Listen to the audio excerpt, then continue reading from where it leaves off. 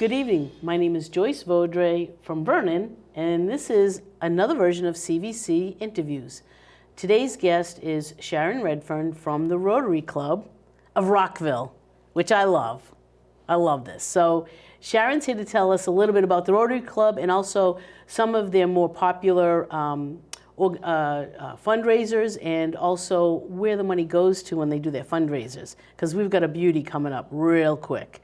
All right, hello Sharon and welcome. Thank you. And I'm really curious to know more about the Rotary Club, because I grew up seeing the signs all over towns. So what exactly is a Rotary Club? So Rotary is a service organization, and for many years our motto was service above self. So when you join the Rotary, you get some networking, you get to meet a lot of people, but you get to help folks. So internationally, Rotary has been very well known for working with the eradication of polio, working with the Gates Foundation. So a couple of our members actually have gone to India and I believe Nigeria to inoculate kiddos. So polio, up until very recently, was almost totally gone. It's starting to make a little bit of a comeback, but we'll jump on that. And we do other things. Rotary has a peace organization where people can study for world peace. Rotary is international. The president this year is from Scotland. There's a new person coming in. I can't remember where they're from.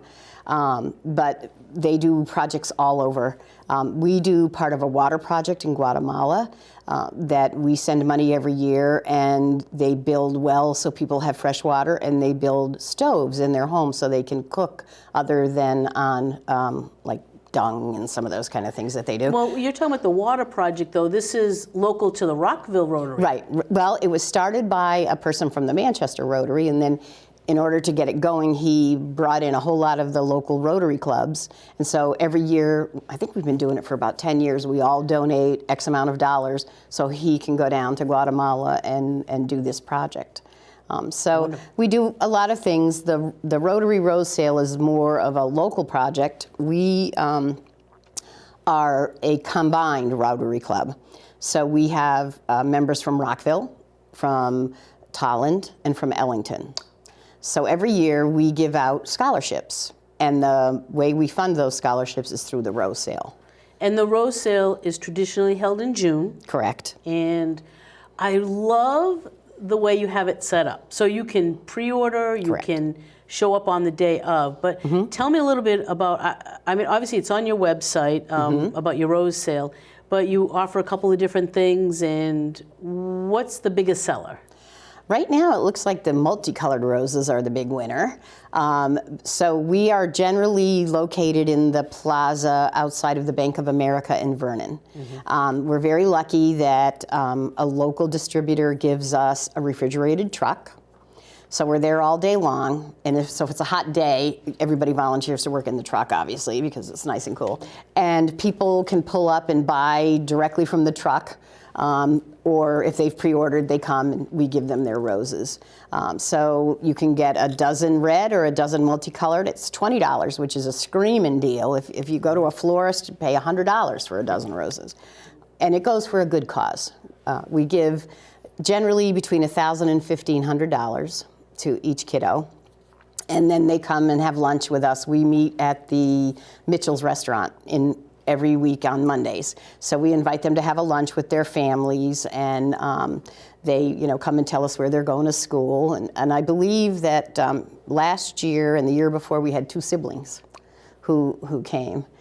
So one year after another. The way that it works, we've worked with Ellington. Ellington has a scholarship association. So we gave them a one-time donation of $2,500, and every year we give out a scholarship through that. They have like an eternal scholarship kind of a thing.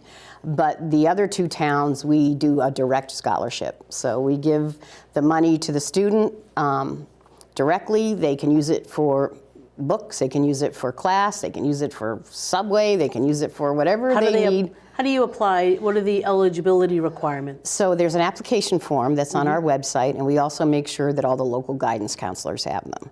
So generally that's what kids do. They go through their guidance office and they set them in, and then we have 3 or 4 Rotary members who review all of the applications and pick the kids who are going to get the scholarship.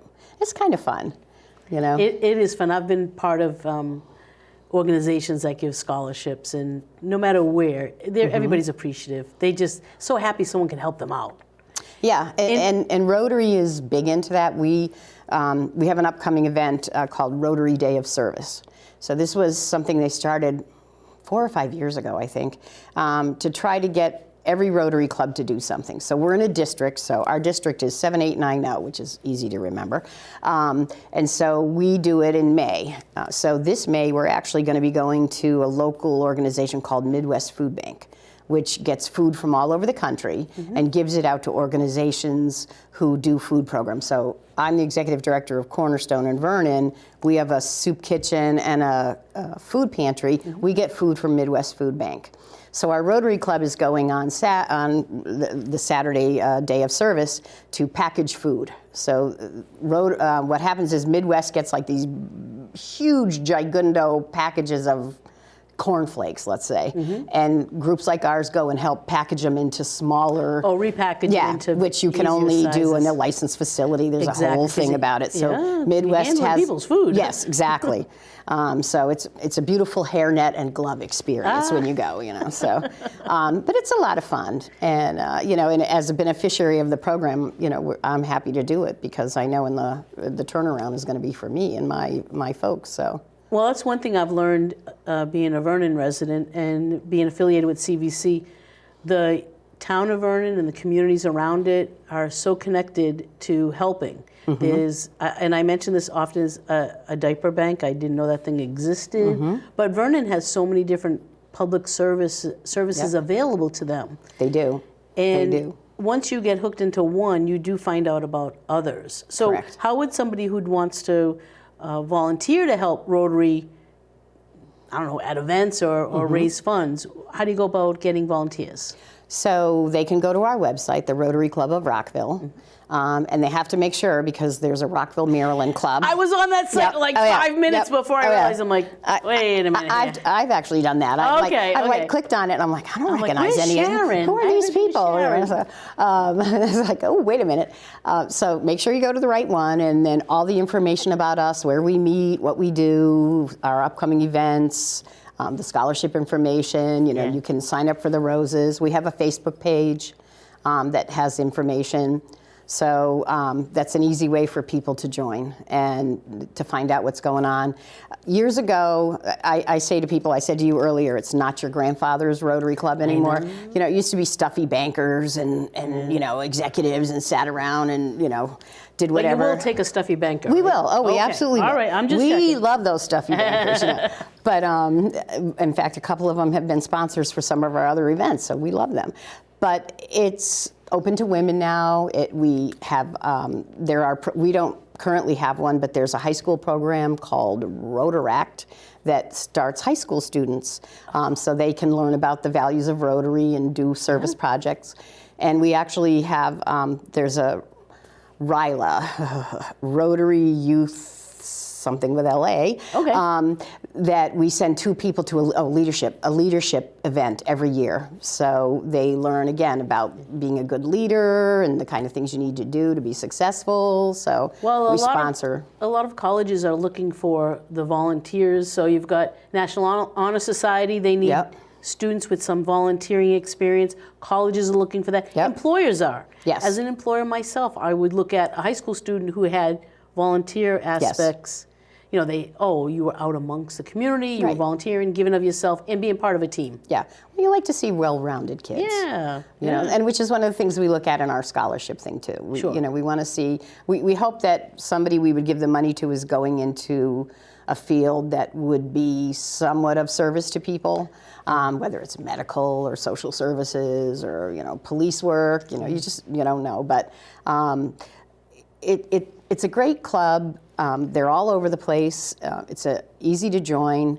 You don't have to come every week. They've relaxed. They understand people are busy. People can't necessarily carve an hour a week out to come to a meeting.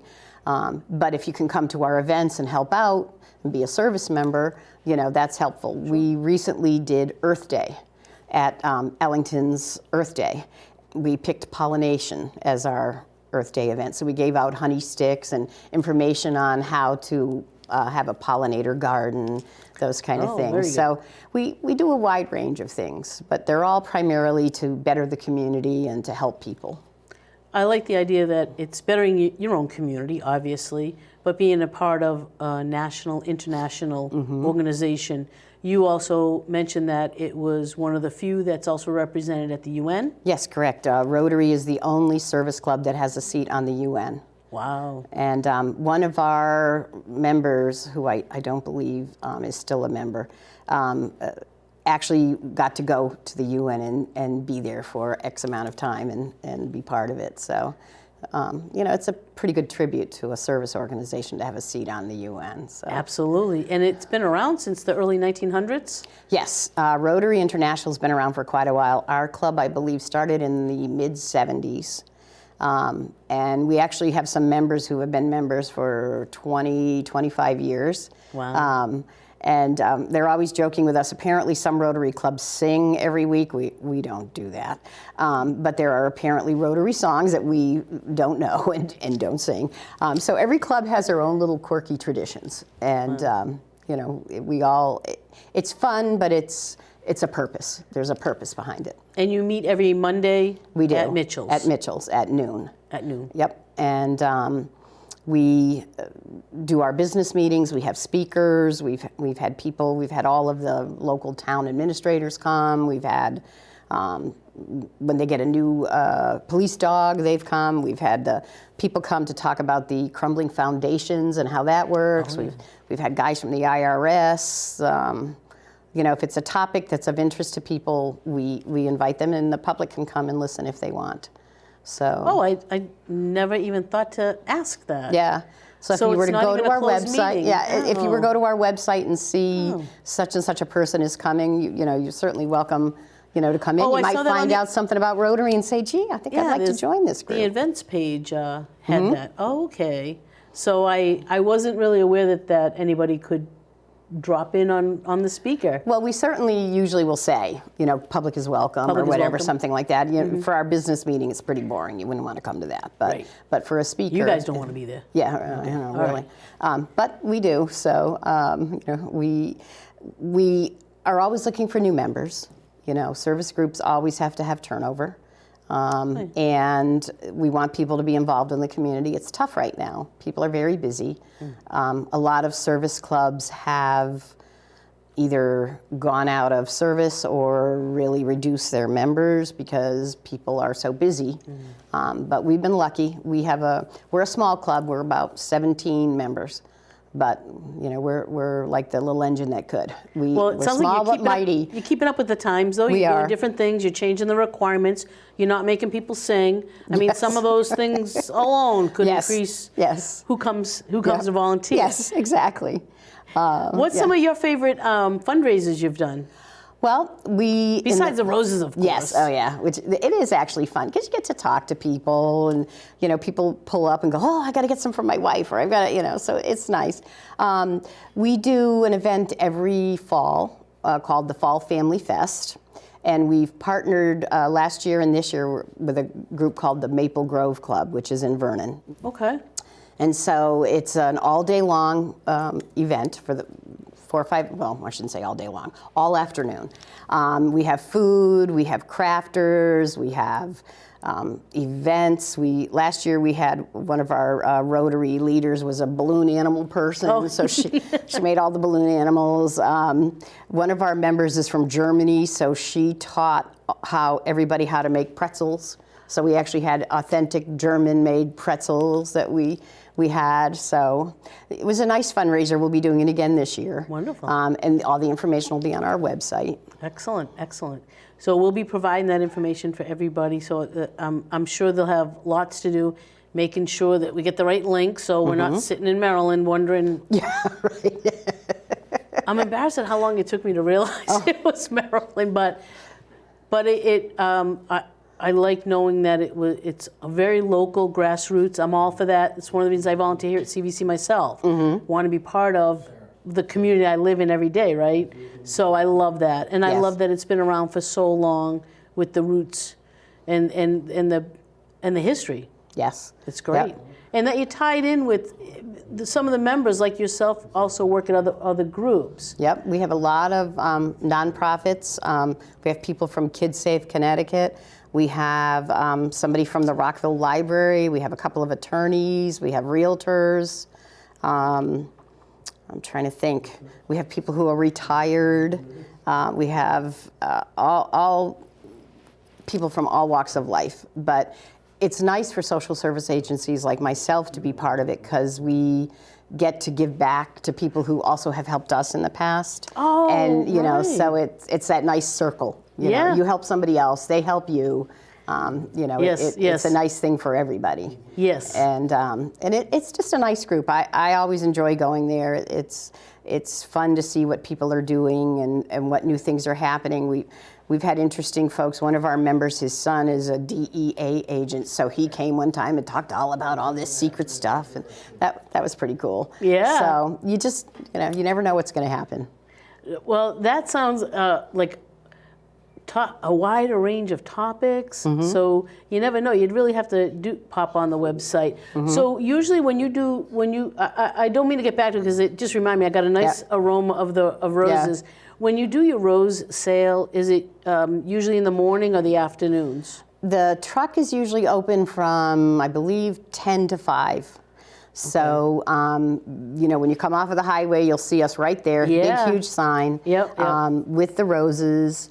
As I said, $20 a dozen, which is a huge What's deal. the minimum requested amount is $20 Right, you know, if people want to give us more, we're happy to do. And we usually do get donations. People will come by and, you know, they'll you know, say, I only have this amount of money on me here. I'll take a dozen, but you know, take the money.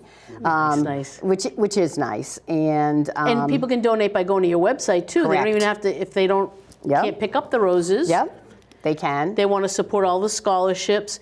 I remember back in the day when I got a scholarship for college, and it was one of those. It was for $500, but it said use it for books or whatever you need it for. Well, I didn't know I was going to need a parking pass and a computer pass. I mean, all these additional charges. It didn't come to $500, but it was really good to know. Nobody would have told me. I wouldn't have planned for a parking pass. So. I love the kind of scholarships that give people a choice of where their money is being applied. Some flexibility. Some flexibility, indeed. You know, and it sounds like it's easy enough to apply for. It is. So you go on the site. Let's talk to your guidance counselor. And do you have to live in the area? Do you have to live in Vernon, Ellington? Tolland, or Ellington? Got it. Yep. Okay. So in Ellington, you apply through the Ellington Scholarship Association. They do it directly. That's the organization. But in Vernon and Tolland, it's a direct apply to us. Wonderful. So through your guidance counselor or whatever. So you know, it's nice to have that little flexibility with the money because you just never know what expense, like you said, you're going to have. And you know, sometimes whatever's in the food hall that night is really horrible, and you might need to eat out. You know, so we want people to enjoy their college experience, and we don't want some little thing to be the issue that makes it difficult. That could be, that could be the make or break that says, that's it, I can't even do this anymore.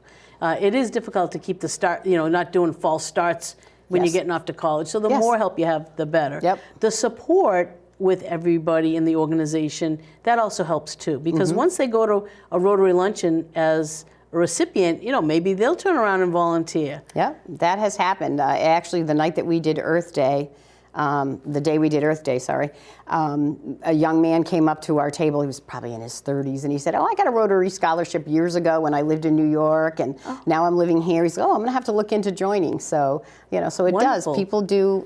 What goes around comes around, as they say. Grabbed his email and phone number before you left, right? Okay, Yeah, we did. All right. Yeah. All right. I just want to know. You might need me at your booth next time. I don't know. Okay. No. It brings up really good memories. It's things like the 4-H club too, and like we were at the Strong Family Farm recently, and she was telling us, you know, kids keep coming back year after year, then they bring their own children. So And that duck race goes right past my house every year. Oh, does it? Oh, yeah, it That's surprised funny. me the first year. Oh, I bet. A bunch of little One of ducks those other going by. pleasant surprises living in Vernon. Yeah, well, you could always join the Kiss a Chicken group, too. There's apparently some sort of Kiss a Chicken contest that they I'd have. rather run, walk than kiss Yeah. Chicken. Thank you very much. Yeah, Emma, okay. say that, but. We don't do that. That's not one of our things, but so. Well, I want to thank you so much for all your support in our community. I understand working at the Cornerstone, being a volunteer there, that can be very fulfilling.